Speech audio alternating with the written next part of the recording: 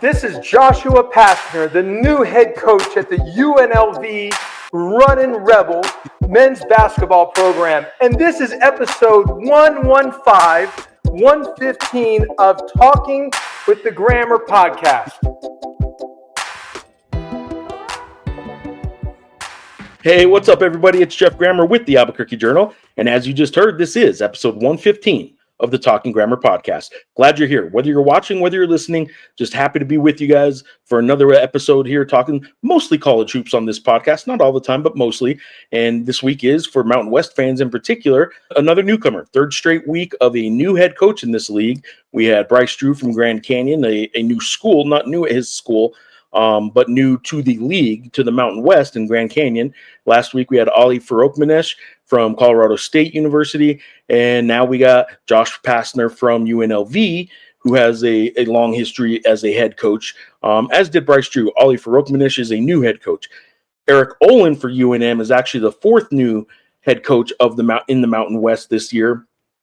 I've had him on the day he was hired. I have referenced in past shows that there's three new head coaches in the league, and I'm referring to the three other than Eric, of course, because I talk Lobo Hoops so often in this show or on this show. I've done introductory interviews with the three other new head coaches. With Eric Olson, of course, we've done a lot of coverage in the Journal of him. We've had his introductory press conference. You guys know who he is by now.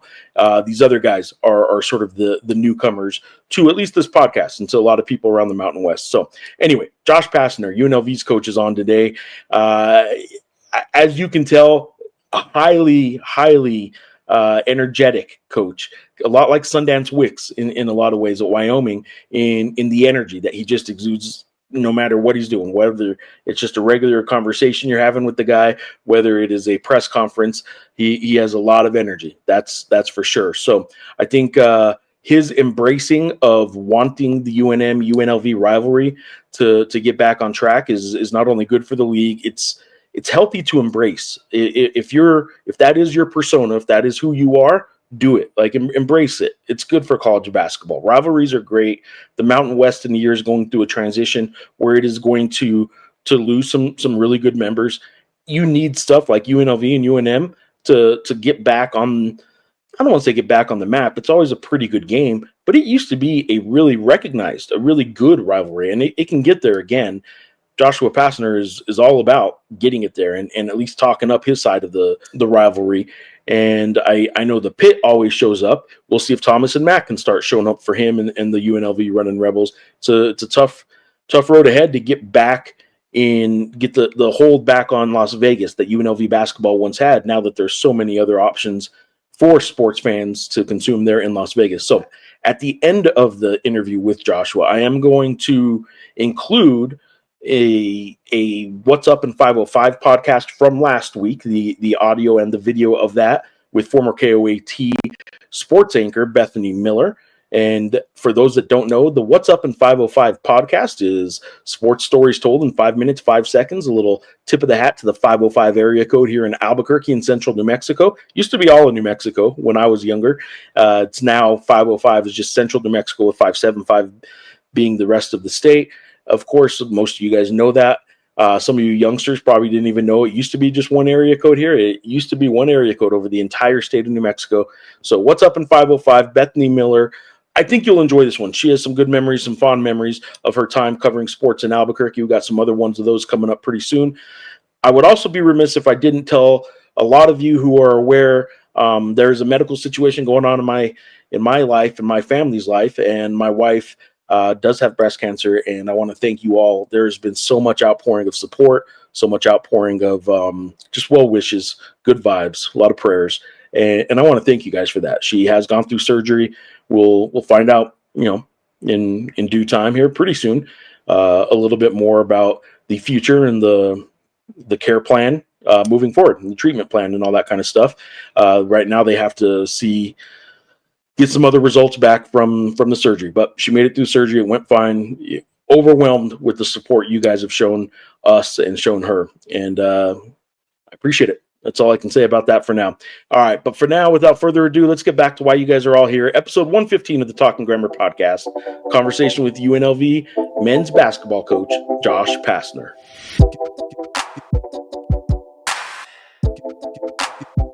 Josh, I'm going to start off just from the beginning, man. First of all, thanks for being on the podcast. This is obviously a little bit of a road game for you. A lot of Mountain West fans tune into this, but for the most part, it is UNM Lobos. So getting the new coaches from around the league on, very much appreciative. And also, I'm getting you at basically your only week or two off of the off season, really. Well, first of all, Jeff, thanks for having me on. There's no doubt about it. It's an honor, a privilege, a blessing. One of my greatest achievements to be on your podcast, and it's episode 115. Man, that is big time. Think about it. That is big time. So I don't take that for granted. I'm beyond excited and enthused to be the head coach of UNLV. Jeff, think about the storied program of the Runnin Rebels. It might have been the greatest team ever assembled in college basketball in that 90-91 period there. It was incredible. And here I am sitting in the same chair that Coach Tarkanian sat in. I understand the history of this program. I was at the University of Arizona for a long time, and the two juggernauts, the two powerhouses, the two legends of the West Coast was Jerry Tarkanian and Lute Olson. And so to be able to be here, sitting in that chair, when you put on the four letters of UNLV, the back of the hair on your neck stands up, the goosebumps on your forearms get going. Man, it's UNLV, and we're in the Mountain West, baby. I think about it. I've been doing television the last 2 years. First of all, what a great conference, the Mountain West. I mean, from afar, I know what kind of great coaches they're here, great programs.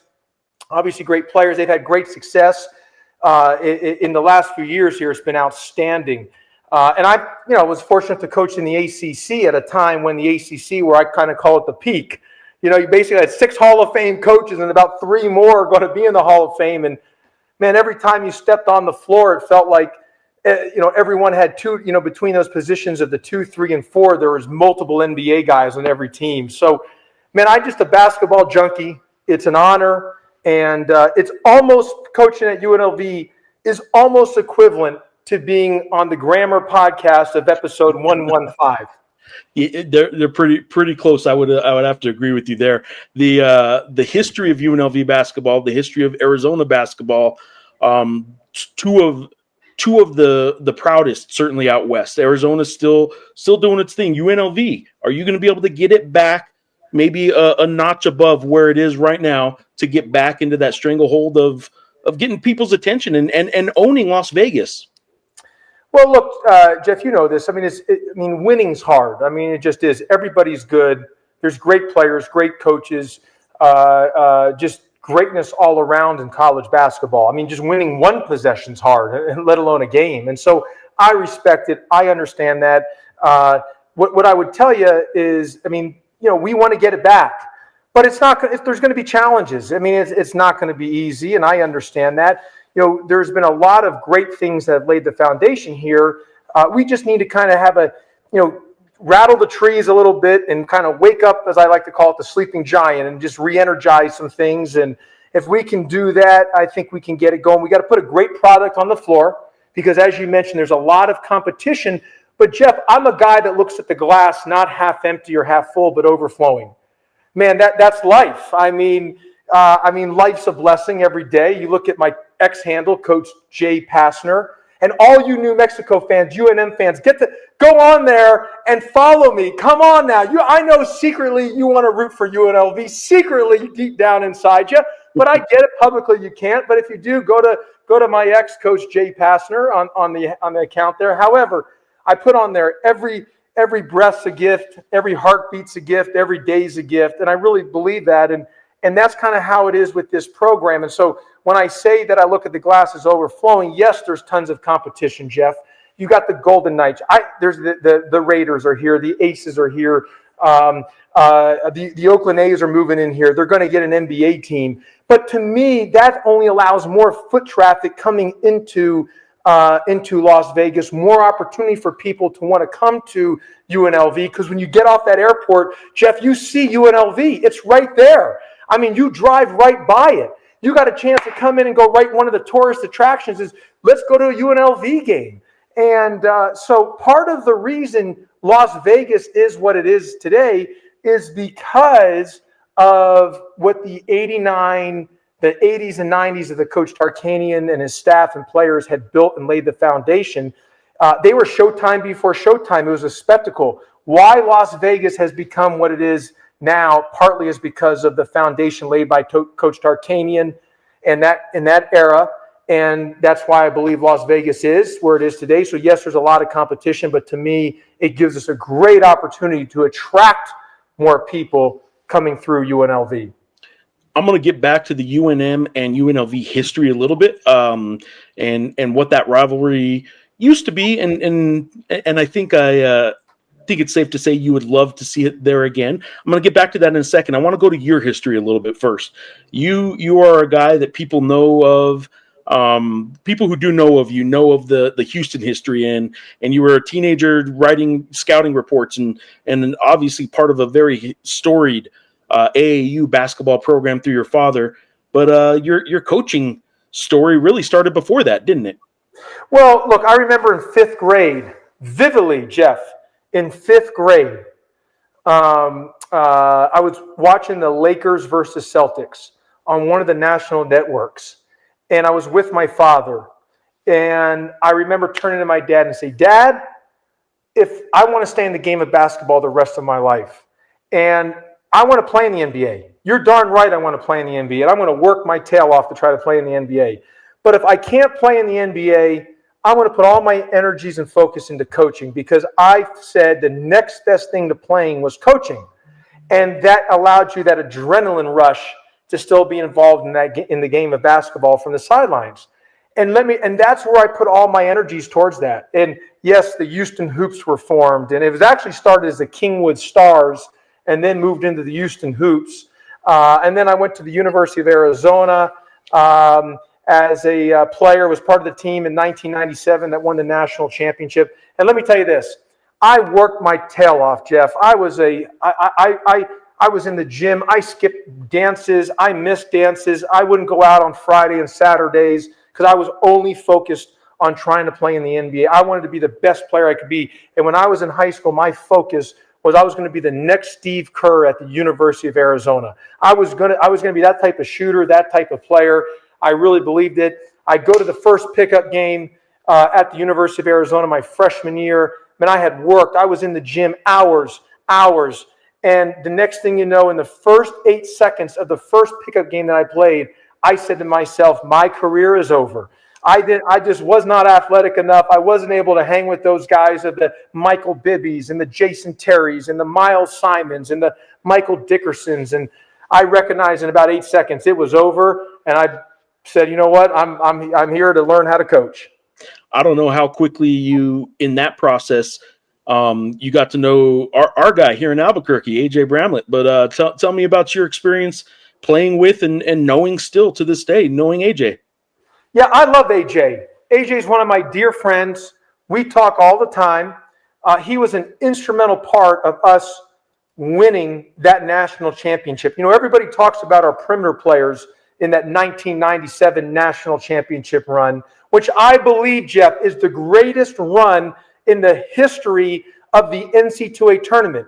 We were the only team still to this day to beat 3 number 1 seeds, okay, which was Kansas, which was North Carolina. It was Dean Smith's last game, the ever coach, and then Kentucky was Rick Pitino's last game before he went to the Boston Celtics. 3 number 1 seeds, and we're the first team ever in the history. It has now been has happened since then, to have a freshman starting point guard to lead you to the national championship. Because even back in the day, with John Wooden teams and all that, freshmen weren't eligible. So we were the first one that I think they should do a 30 for 30 on that run. It was an incredible run. But A.J. Bramlett, as everyone talks about our perimeter players, lottery pick Jason Terry, lottery pick Michael Bibby, lottery pick Michael Dickerson. second-round pick and most outstanding player, Miles Simon. The unsung heroes was our front line, and one of them was A.J. Bramlett. That guy was just a great hands, did his job, hard-nosed, great screener, rebounded the heck out of the ball.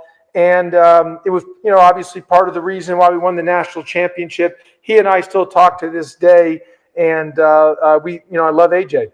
He's well. Here's a question for you: When UNLV comes to the pit in January, maybe February, whenever it is, whenever the schedule comes out, we'll find out. I know what the rest of the pit's going to do. What's AJ Bramlett going to do, and where's he going to be sitting? Well, first of all, when we come play at the pit, and let me just tell you this, I know about the pit because when I was at Arizona, we came to New Mexico to play because of an opportunity to play to bring AJ back to his home, to Albuquerque there. And I will tell you this, Lute Olson told us after the game, don't ever schedule a game at the pit. He was so furious at the scores clock because we lost at the very end. He felt the timer was not done correctly. I don't remember if it was or wasn't, but I know I have not seen Coach Olson that upset in the history I've seen him. And he said he would never go back to the pit. And and Coach Olson, God rest his soul, we're going back to the pit. And I want to tell those Lobo fans there, I want to hear this. When they announce me as a head coach and they announce our starting five, I want to hear the echo chambers of the pit so loud with boos. I want to hear it so loud that is all throughout the state of New Mexico. They're thinking it's an earthquake or something. That's what the kind of reception that I want from everyone there. The loudest boos that they can have. And then when we play at UNLV at Thomas and Mack, I want the same thing to when they announce their starting five and their head coach. We've got to get that rivalry back. So I'm expecting, and I'm going to hold the standard of the pit. The standard is that when UNLV plays there, it is so loud with boos. And I'm going to ask them, louder, louder, louder. But I can guarantee you, and I would be shocked if he's not, A.J. Bramlett will be rooting hard for the UNLV Runnin Rebels, and there's no doubt about it. And he might get booed, but bring it on. We've got to get the rivalry at like the North Carolina-Duke rivalry on the East. We got to get that back in the West here with the UNLV Runnin Rebels, New Mexico with UNM and the Lobos. We got to do that. I think it's great for college basketball. It's got to be an important deal. Both home court crowds have got to be so intense, so into it. And I'm excited to have the opportunity to be part of that. I know the answer to this, but I'm going to ask you anyway. How much coffee have you had today? I've had zero coffee. Jeff, I've never had a sip of coffee. Never had a sip of alcohol. I don't smoke. I don't use any foul language. But you know what? I do know this. I'm about as competitive as can be. And my energy just runs on my energy. That's just kind of how I am. I'm a big believer in energy. That's an alignment of mine is you've got to have a pep in your step and that's the way it's got to go. And I hope our team can mirror the energy that I have in the way that we play on the floor. Your energy too. And for those that don't know, obviously as we record this, there will be an intro put on this that people will have already seen. This is the second time recording this because we had the issues on the first time. Your energy is as high today as it was when you were on a runner's high, and we recorded this the first go around, and things got so hot the iPhone couldn't even handle it anymore. It overheated, and I do appreciate you for bringing that energy. Like, I mean, this isn't an introductory presser or a game; it's the Talking Grammar podcast, and your energy is so high. Well, first of all, what you see with me is what you get, and no, I'm an energy guy, and I have great excitement and enthusiasm. And just for being the head coach at UNLV, like I get it. Like every day I wake up, man, I'm just so excited. These jobs are precious, and I recognize that they're precious. So if you want, yes, I am laser-like focused and locked in and have great discipline on trying to have our team perform at the level that needs to be performed at. That all being said, I also don't take a second of it for granted. And so, and I understand the Mountain West. Yes, I haven't coached in it, haven't, been in it, but I understand from being a basketball guy, the great coaches in this league, the great success this league has had. the great teams and the great individual players. And to be part of it, I'm excited. That's the challenge. That's why when I was at Memphis, I love being part of Memphis, trying to maintain something that Coach Calipari had built to the highest of the highs, and then going to Georgia Tech and saying you want to compete against the very best of the best, and being able to be part of the Mountain West here to see, can we get UNLV back into the mix of being at the top of the Mountain West, and those type of challenges, which makes it exciting. But listen, all the Lobo fans, listen to episode 115, 115, which is an honor to be part of this. Like, this is one of my great achievements in life, Jeff, that I get to be on episode 115. I just want to make sure that it's important for college basketball that rivalry gets back.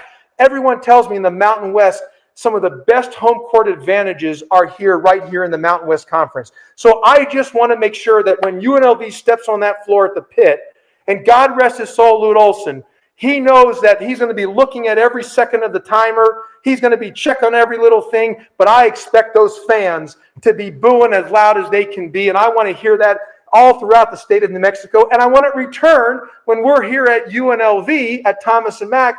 I want us to be booing as loud as we can to New Mexico. And by the way, any of the people listening there, you might be in Albuquerque, but might be a UNLV fan. Hey, that's okay. Listen, www.unlvtickets.com. Get your tickets, and if you can't even come to the games here at Thomas and Mack, let me know and I'll donate them, get to the right people so your seats are filled. Do that. You can also email me and I'll get you to the right people. And I check my own email, Jeff, joshua.pastner@unlv.edu. So any of the great fans out there of college hoops, especially those UNLV Runnin Rebel fans, whether you're in Albuquerque or anywhere across the country listening to episode 115, send me an email and tell me, hey, man, I want to get season tickets. How do I do that? I'll get you connected. joshua.pastner@unlv.edu, and I will respond to you personally. I mean, I check my own email. I'm a hands-on guy on that. You're channeling some other Arizona ties in some Bill Walton with the energy and just the love. You know what? One of my favorite people of all time is Bill Walton.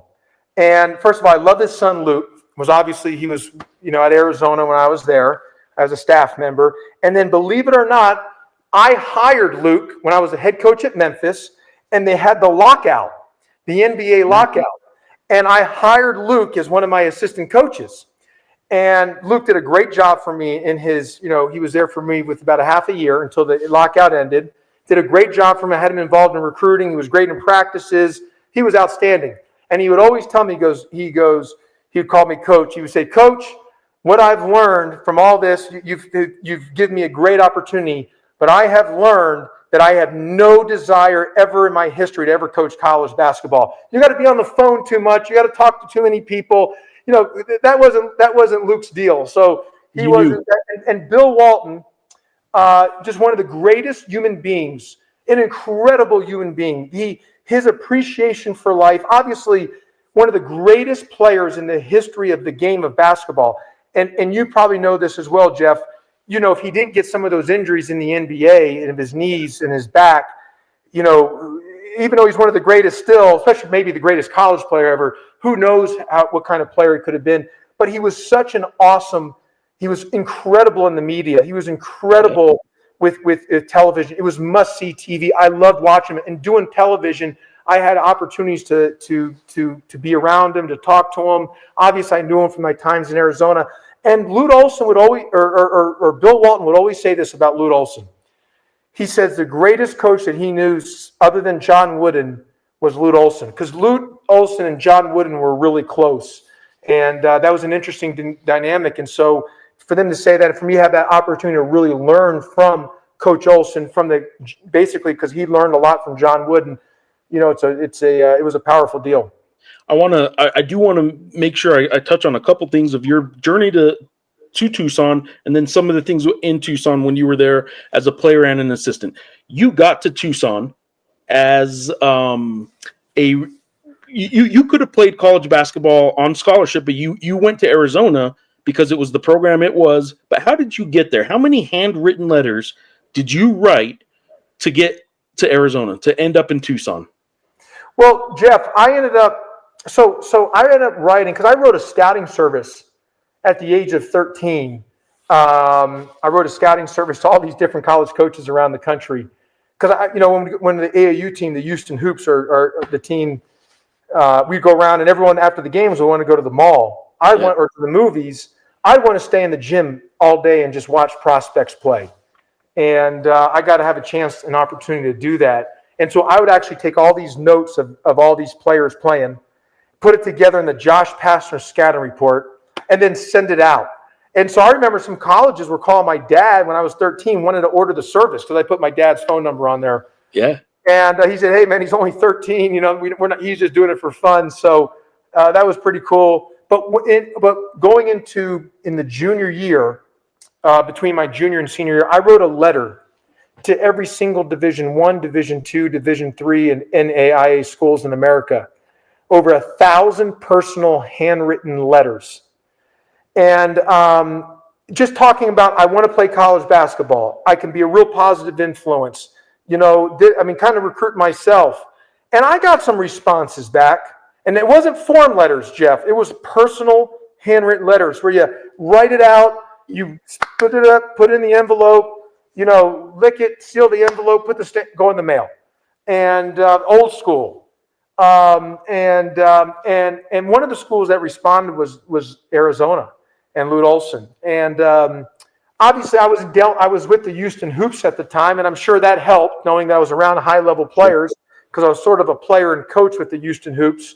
But he also felt, Coach Olson, I could be a positive influence. I could probably watch film with the guys, work guys out in a wooden count against the time limits of the NCAA rules and all that good stuff. So I got the opportunity to be there, to go there. And I remember growing up watching because they had that long home winning streak in the mid-'90s there. And they were on ABC every Saturday. And you'd always have the Cactus logo. That always stuck out to me, the Cactus logo on that. On the back, too, I guess. Yeah.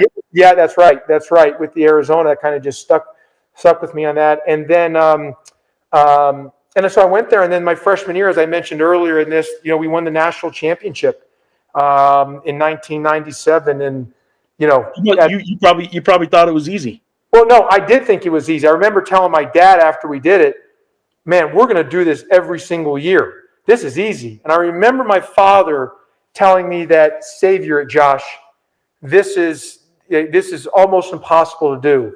Yeah. And Jeff, two things. As I mentioned earlier about our run of the 3 number 1 seeds, which was just incredible, and it should be a 30 for 30. But two things in that. Number one is the next year in 1998, we were the best team in the country, and we were crushing teams. We were the best team. Should have won it back to back, and won it back to back, and gone down as one of the greatest teams in the history. But in the Elite Eight versus Rick Majerus in Anaheim on an early Saturday afternoon, the first of the 4 of the Elite Eight games, we played, and they ran a triangle and 2, and Michael Dickerson, Jason Terry, Mike Bibby, Miles Simon just could not make shots that day, and it just got away from us, and we lost. And I was devastated. And that kind of put Coach Majerus on the map. That triangle and 2 defense and that game obviously elevated Coach Majerus because they ended up going to the championship, and they ended up losing to Kentucky and Tubby Smith in '98 there. But that's one. And the second thing, the longer I'm in this profession, I'm in my 15th year as a head coach now, you realize, man, it is almost impossible to win a national championship because you've got to be really good, but you also got to get sort of lucky and a little bounces to go your way during that 6-game run. Long road between where you are right now and a national championship. But what's it going to take to get UNLV going? I'll start with this question before you answer. Wait, why are you saying it's a long road? Come on, why can't we go 40-0 this year, Jeff, and win the whole thing? Why are you saying already we can't do? Don't put defeat in us, Jeff. We can go 40-0 and win the whole thing. Don't count us short just yet. Come on. There's the energy you're talking about, right? I'm putting the wrong energy out there. So the road ahead, however long it may be, is starting with you guys got some dudes. I know you do. I know you guys did some good recruiting. But it is a new era. It's a new coaching staff. It's a whole new thing going on in Las Vegas right now. And even if you got some dudes, you guys got some injuries already this summer too. Are you going to be able to get from point A to 240-0. How is year one looking for UNLV basketball? Well, look, a couple things. One is I felt we signed some good guys. We kind of had a money ball to approach it. I thought we did a good job in what we, because when I took over, everybody was in the portal. We kind of had to start over and build a new roster, build a new team. And I love this new model, by the way. I love the new recruiting model. Like, I'm all about it. I think it's great. It's awesome. I'm probably the only coach you'll probably hear say that I love the new model. I really think it's great. You get a chance to deal with people, the efficiency in this recruiting deal. It's not a 3-4 week process. It's a 2 to 3 week process. I love it. I think it cuts out all the BS. It cuts out all the gray area. You get right to the point. I'm not into wasting time. So I love the new model. That being said, I thought we did a good job in what we evaluated. Evaluation has got to be so important. I've talked to our staff about that. There's a lot of things that I haven't done well in coaching, but some of the few things I've done well is evaluation and player development. That's been mine and our survivability in my career is trying to evaluate properly and survive in player development. That's how we've survived. I've tried to get, to have success in this profession. And I thought we did a good job in that in this off season. We focus a lot on toughness. We focus on a lot of guys who understand about winning, and then guys who can shoot the basketball. That all being said, this summer in our 8 weeks access, I've really tried to make sure that we've installed in a mentality more than a system, more than an offensive or defensive system. Okay, here's the mentality we've got to be, the standards that we've got to set forth. And with that, when there's some contact, your body-to-body contact, because I'm new, the staff's new, the players are new, just to see what we got so everyone can kind of gel together. We get banged up here or there. So we've had we've had 2 guys with foot surgeries. We've had a guy with shoulder separation. We've had another guy with an ankle thing.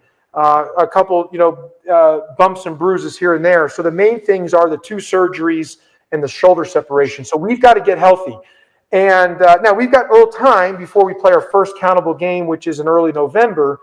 But I think for the success of our team, Jeff, and I know this is probably just for any team can say this because this is reality, but the health of our team is going to be really important. Because maybe we don't have the margin of error without the health of our team, but with the health of our team, we've got a chance, I believe, to be a good basketball team. Now, we've got to go do it on the floor. We've got a really tough non-conference schedule. Yeah. I mean, we're in the Players Era tournament. We play Maryland, open up, then Alabama, and then whoever else we play in the third game. We're playing at Stanford. We're playing. We're at Memphis this year. Yeah. A return game for my first time. I'll be back there as a head. Since I was a head coach there, and of course we got some other really tough games as well too. And then you throw in the Mountain West, which is going to be a heck of a league now with Grand Canyon coming in. It's going to be that much a deeper league. So part of our deal is we got to stay healthy. And that's really what it comes down to. And if we're healthy, I think we have a chance to have a good season. And but that's going to be part of it. And that's where the balance of all that comes in as well too, Jeff. I do want to say this. You've touched on the history out west, but of UNLV too. You've brought in 2 former players. The importance of bringing in a Justin Hawkins and a Stacey Ogman back into the program in different roles, obviously. But the importance of bringing them in. How important was that to you to get some of that back? Well, listen, I talked about it, Jeff, in the press conference that, yes, I'm the gatekeeper. This isn't my program. Absolutely not. I can win 9 national championships in a row, and it still won't be my program. This is the former players program. This is the former coaches. This is the city's team. This is the students' team. This is the alumni's team. This isn't my team. I just happen to sit in the chair to kind of move it forward. But I also said, because of my respect from the past, I also want to make sure I bridge that gap. Right. And so I felt the best way to do that is hiring 2 guys who've put on that jersey and who've bled it, who understand it, who know the vision, who can speak from the heart and from the internal fortitude inside and from their guts. Like, this is what it means to me, guys, when we're talking about UNLV Runnin Rebel basketball. And one of them was Justin Hawkins, who came from Reno. Great player here, tough, hard-nosed guy. Played for Coach Rice and Coach Lon Kruger. and had good success here. Obviously, was part of really good teams, and so getting him back, and then hiring maybe the greatest, arguably the best player in the history of UNLV Runnin Rebel basketball, or at least top two, is Stacey Augmon, and getting him back on staff and getting him back part of the program. Of course, when I got him back, the city was on fire. It was incredible. People were so excited. Heck, I wish Stacey could still play. He looks like he can still play. I asked him if he's got any eligibility left. He said, "I can't, coach, man. I don't have, my knees aren't the same as they were back in the day." He played 15 years in the NBA. You know this, Jeff. They called him the Plastic Man. The way he defended, the things that he did, his length. He looks like I said he could still get out there and play with our guys. But being able to get those two guys back, that way it was more than just coach speak, Jeff. I was kind of backing up my words. Getting those two guys involved was important, and they've been great additions to the staff. You gonna have any energy when you coach us here? Because I don't know, you got to bring it, and especially if you're coming to the pit, they're gonna know. When we're at the pit, Jeff, I want all those UNM Lobo fans to boo. So when they say my name and the starting five of UNLV, I expect that gym, that arena to be so loud with boos. It echoes all throughout, not only New Mexico, but all up and down the West Coast. I want to hear it so loud. And then when we're back at Thomas and Mack, we've got to get our crowd back in there. We've got to get the students filled, and that thing's got to be booing New Mexico. Let's go. I think it's critical. The rivalry games of the New Mexico and UNLV, UNM has got to rival the same thing of the Duke, Carolina, Duke. We want to be competing for them to be on game day. We want Jay Billis, Jay Williams. We want Dick Vitale, Seth Greenberg, all to be at our game when that happens versus New Mexico. We've got to create that rivalry, and it only happens when you have that opportunity with the intensity of the fans and the opposing team gets booed so loud. That's what makes college basketball fantastic. That's awesome, and that's a good way to wrap this up. Coach, you're the best, man. I appreciate it. Look forward to covering a Josh Pastner team this year, and look forward to covering the Mountain West this year. Thanks, Jeff. Thanks for having me on. What episode 115, man? What a blessing.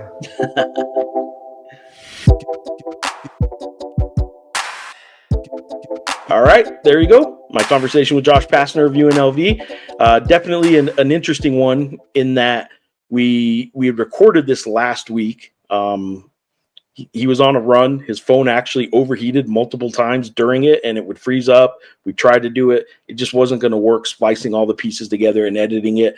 Audio and video was not matching up right. It was an interesting experience. Going on his just morning run in the 110 probably degree temperature in Las Vegas, and his phone actually said overheated multiple times and froze up on us in the recording. So we actually did a re-recording of this, and I appreciate him for doing so, for making the time to basically do two podcasts. One you're watching and that you just saw the interview with, and then one that will just exist in choppy format in another place here on my laptop. So we have another podcast at the Albuquerque Journal Podcast Network that I hope you guys are enjoying. I know based on some of the social media numbers, they're starting to pick up. The interviews themselves, numbers haven't gone through the roof necessarily, but we splice up little shorts that go into reels and show up on Instagram and show up on YouTube and show up on all the social media, wherever you guys are consuming your videos and scrolling on your phone, just swipe up to the new one. Those have been going through the roof with some of these. And I appreciate you guys for keeping us in that and getting the algorithm going where Albuquerque Journal content's starting to show up with some of that stuff. And I appreciate you guys for doing that. The numbers are really, really trending the right way as we start heading towards another season. So that podcast, What's Up in 505, Episode 5 with Bethany Miller. Here we go. Let's take a look.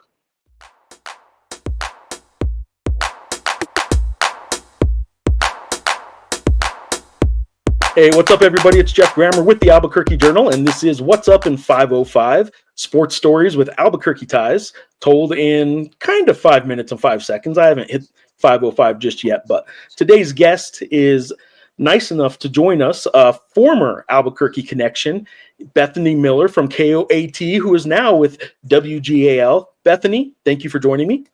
Thanks for having me. You're big time, but we're about to talk with that. I'm going to hit the clock here. You're going to get hit with some hard hitting questions here. I hope you're I can't ready wait. for I'm what's ready. up in Hit 505. me. All right, clock is rolling. Bethany, your time in Albuquerque was most remembered by what? Most memorable moment in Albuquerque covering sports was what?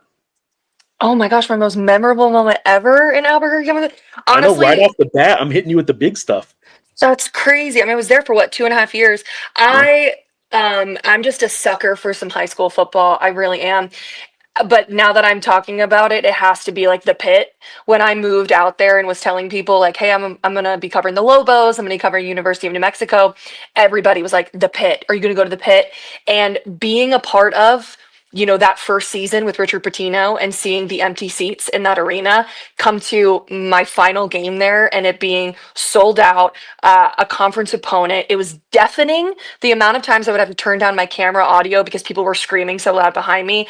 I rooted their success on from afar afterwards. I was so excited to see them make the NCAA tournament. That the Lobos far surpasses it for me. It was interesting because when you got here, I remember, and I tell newcomers to the Albuquerque sports scene a lot, like when it's right, the pit really it's different. It's something special. But you did get here when it was empty, and I'm sure there was a little bit of look. I went to Alabama. I know what big time sports is about, but like in Yeah. this community, when it's right, the pit is pretty special. The dedication of the fan base too. I mean, I'm not even kidding you, but like me and my husband still root for like the Lobos. Like we have our merchandise. We were rooting for them in the tournament. I was honestly so mad, and I told Richard Pitino, I said, if you make the NCAA tournament 2 weeks after I leave, I'm gonna be so mad. And he said, I hope I make you so angry, and that he did. But And it he was did. really cool experience because I saw it happen in real time. I saw like the buy-in of the fan base and the players as well, and it Yeah. was just such a cool thing to be a part of. All right. You did mention high school sports. You do have a soft spot in your heart for high school football, and I remember you saying that right off the bat when you got to Albuquerque. And I'm curious how much high school sports you're still able to do at WGAL.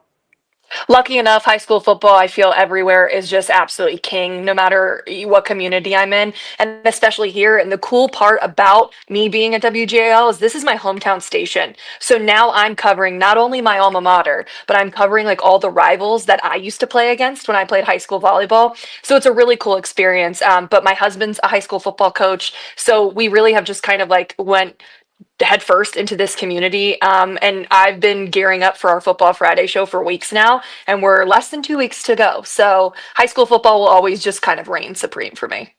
Do Friday nights give you, I don't know, nerves, anxiety? I mean, it's like I know for me, like I still walk into a stadium for a big game. I wouldn't say it's nerves, but I'm still excited. I am so excited. I think I get nervous too, especially with my first year here. We kind of revamped the show that they do, and I modeled it a lot like The Rundown, which people I'm sure watch on KOAT, which is the show that Ron Burke and I started. And I modeled it a lot like that. And people bought in really easily. They loved the product, and we've been able to cover, so much in the community. But the nerves I felt on week 1 last year were like it felt like I was taking the field. You know what I mean? But it was so successful, and I can't wait, to start again and make it better each and every year. You have had in your time since Albuquerque a chance to cover. Correct me if I'm wrong. I mean, well, right now a top 5 football team. You're covering a Super Bowl. You've covered some pretty high level stuff since leaving Albuquerque. What's the biggest sporting event you covered? It's got to be the Super Bowl, right? Has to be Super Bowl 59. That was my first Super Bowl. Well, and you said you were going to bring it up, but I did go to Alabama. So I have been covering big bowl games before, but it's really cool to be able to travel. I mean, I covered the Big Ten championship game, and Penn State punched their ticket like, 4 days before kickoff. So that was amazing. I went to the Fiesta Bowl. I went to the Orange Bowl. But yeah, nothing beats the Super Bowl, in my opinion. I was also at the NFC championship. It was just really cool to be a part of.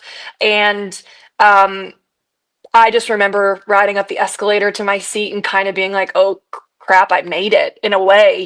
This is kind of like one of those pinch me life career dreams. And it was a really cool experience. And I'm just hoping to add like 15 more onto the list.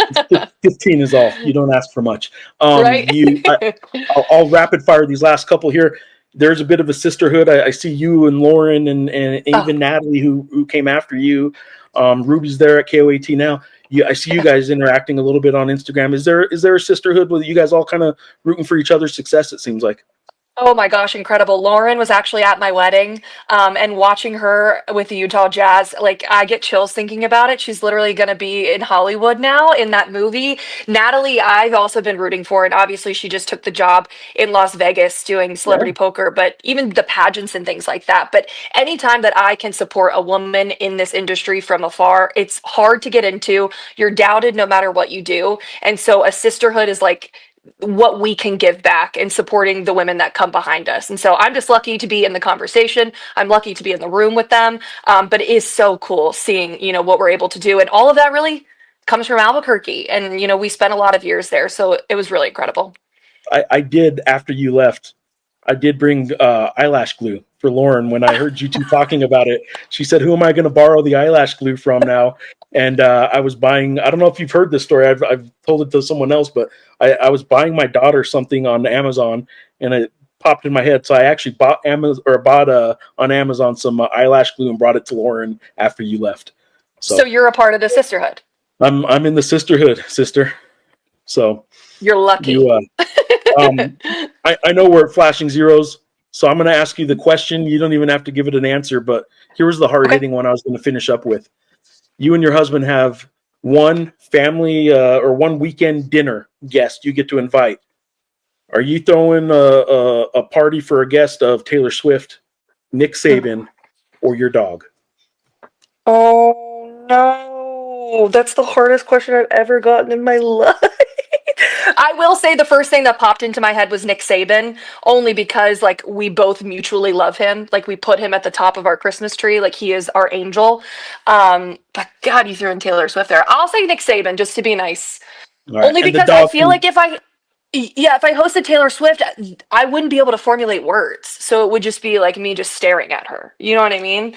And then I see my dog every day.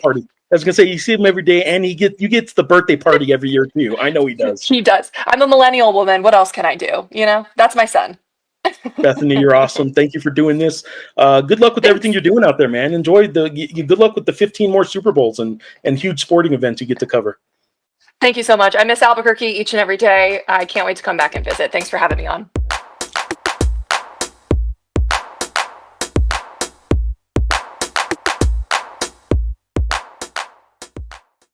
All right, there you go. There's our new product. What's up in 505? That's Bethany Miller, former KOAT sports anchor, doing big things now back east in her hometown, Pennsylvania area. So appreciate her for coming on. Appreciate Josh Pastner for doing his part of the main interview here in this episode 115 of the Talking Grammar podcast. And as always, I certainly appreciate you guys. If you guys can help us out at the Albuquerque Journal by subscribing, abqjournal.com/subscribe is how you could do so to our print product, our digital product. All of that helps all of this. And not just reading the articles we're writing, but the videos we're posting as well. The content we're creating over there, the content we're creating here on the podcast network, and wherever you're consuming this, it's part of the Albuquerque Journal's product. Do it if you can. abqjournal.com/subscribe. Until next time, guys, thank you so much for being a part of the show.